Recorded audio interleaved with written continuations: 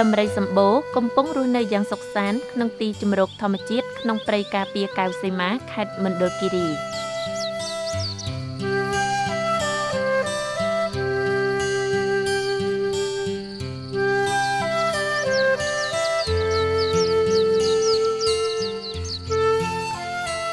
សម្បូរគឺជាដំរីដ៏មានប្រជាប្រិយភាពក្នុងការទាក់ទាញភ្ញៀវទេសចរជាតិនិងអន្តរជាតិ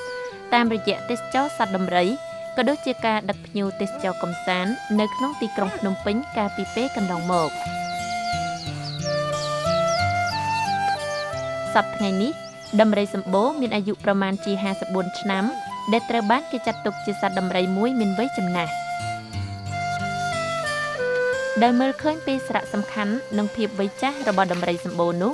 លោកសៀងសនម្ចាស់ដំរីសម្បូរ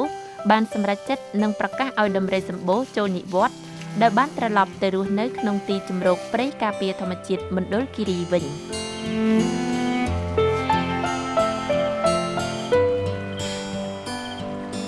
សម្បូរមកកន្លែងនេះស្រួលមិនថាស្រួលអីនេះវាស្រួលគ្រាន់តែថាវាមានព្រៃធម្មជាតិដូចកំណើតដើមរបស់សត្វណាវាមិនដូចនៅក្នុងទីក្រុងនៅជាមួយខ្ញុំ20-30ឆ្នាំនេះវាឆ្អែតហើយតាំងពីទូចមកបាទតាំងពីអាយុ8ឆ្នាំមកនាងគិតទៅមិន20-30ឆ្នាំវាចូល40ជាងឆ្នាំហើយដល់អញ្ចឹងគ្នាអត់ដែលសូវស្គាល់ព្រៃវាចង់ភ្លេចព្រៃទេណាបាទដល់អញ្ចឹងគ្នាឃើញព្រៃដូចថាព្រៃភ្នំអីហើយឃើញសត្វឃើញគ្នាវាឃើញដំរីគ្នាវាអញ្ចឹងគ្នាមានចិត្តត្រេកអរហើយតាមមើលតាមនេះតាមចិត្តរបស់ខ្ញុំទេណា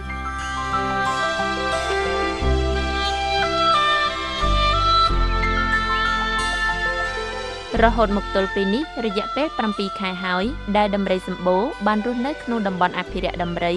ក្នុងព្រៃការពារធម្មជាតិកៅសីមាមណ្ឌលគិរីតាមរយៈគម្រោងជ្រលងភ្នំដំរីរបស់អង្គការថែរក្សាសត្វដំរីជីវភាពរស់នៅកិច្ចព្រឹផ្ដើមនិងបរិស្ថានក្រោមជំនួយគាំទ្ររបស់គម្រោងគាំទ្រព្រៃឈើនិងជីវៈចម្រុះ USAID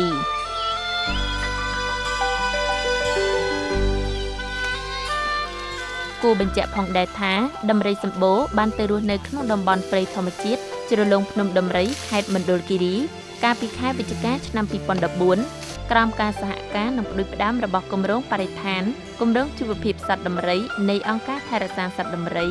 ដោយគម្រោងនេះគាំទ្រថវិកាទ្រទ្រង់ព្រៃឈើនិងជីវៈចម្រុះរបស់ទីភ្នាក់ងារសហរដ្ឋអាមេរិកដើម្បីអភិវឌ្ឍអន្តរជាតិ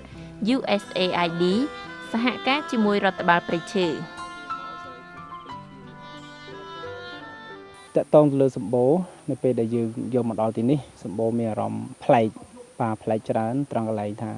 ទីមួយគាត់ធ្លាប់រស់នៅទីក្រុងភ្នំពេញដល់ពេលឥឡូវនេះមករស់នៅទីនេះហើយសម្បូរទៅដោយព្រៃបាទហើយ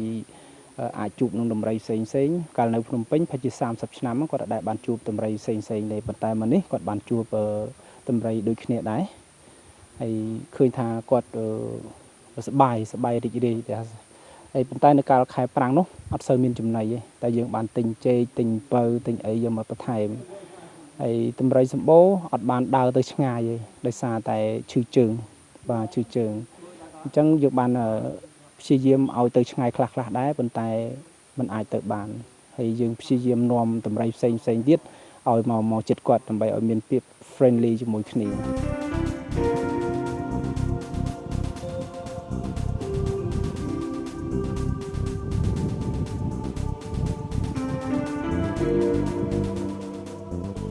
គម្រោងជ្រលងភ្នំដំរីសម្រាប់អភិរក្សដំរីនេះ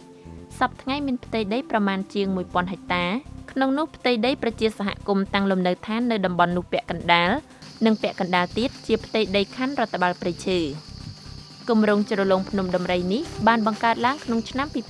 2007ដោយអង្គការថែរក្សាសត្វដំរីដែលបានបង្កើតផ្ទះស្នាក់សម្រាប់ភ្ញៀវទេសចរផងដែរ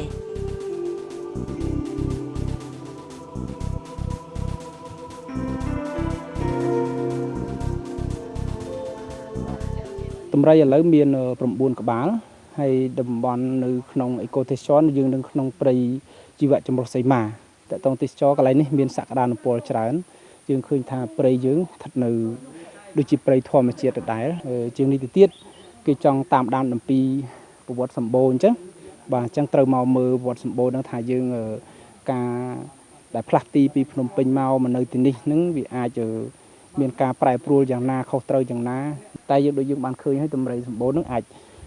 ប្រឡែងបាននៅចិត្តហ្នឹងហើយយើងក៏បានដាំអាស័យដែលយើងឃើញនៅកន្លែងហ្នឹងគឺជាអាស័យដែលយើងដាំឯងមិនមែនអាស័យដែលដុះខ្លួនឯងទេ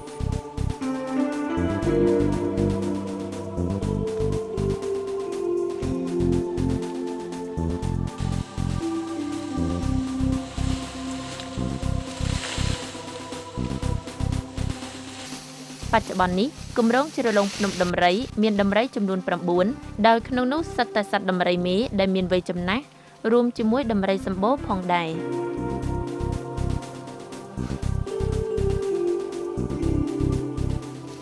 ម្យ៉ាងវិញទៀតដំរីសម្បូរនៅទីនោះក៏មានការមើលថែយ៉ាងត្រឹមត្រូវពីម៉ដំរី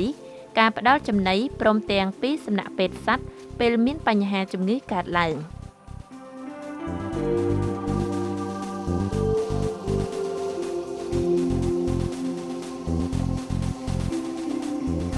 nhóm này sầm bồ nó đôi thom đá rồi cả thay to mày mười thom đá ao tắc oi smart ghi lê như đa không trai nó đây thom đá ta mưa đi chúng cá tới đấy chua tầm rẫy cái đó tây nó mau vì khang nó mau khi qua này trong đây sầm bồ nó sòm cho chặt màu này nó bàn bài phọc bài phụ ấy nơi tam ô ấy khang bữa nay quên nó dân chăm bàn tật mà dân là hồi này đấy giờ thom mà chi bàn chụp đầy chụp ấy phọc ấy plieng mau bài đầy vậy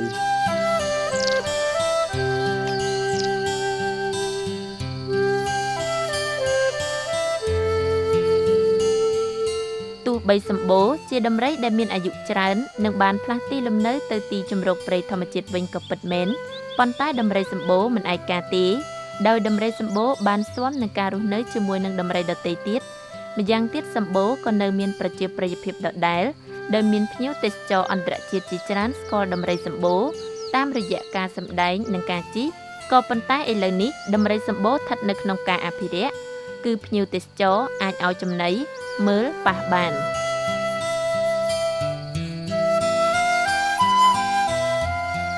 មិនតែប៉ុណ្ណោះការដែលដំរីសម្បូរមករស់នៅក្នុងតំបន់អភិរក្សព្រៃធម្មជាតិនេះសម្បូរមិនរស់នៅតែឯងនោះទេ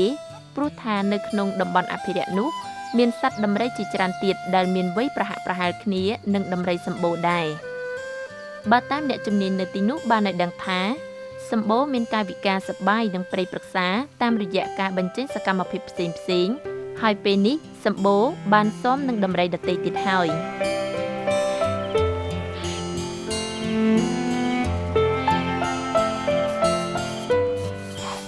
ដូច្នេះតាមរយៈវត្តមាននៃសត្វដំរីគឺមានសារៈសំខាន់ណាស់ក្នុងការទាក់ទាញភ្ញៀវទេសចរទាំងក្នុងនិងក្រៅប្រទេសជាពិសេសខេត្តមណ្ឌលគិរីជាខេត្តដែលមានសក្តានុពលសម្បូរទៅដោយជ្រលងភ្នំនិងព្រៃឈើដែលជាជម្រកសត្វព្រមទាំងជីវៈចម្រុះគ្រប់ប្រភេទ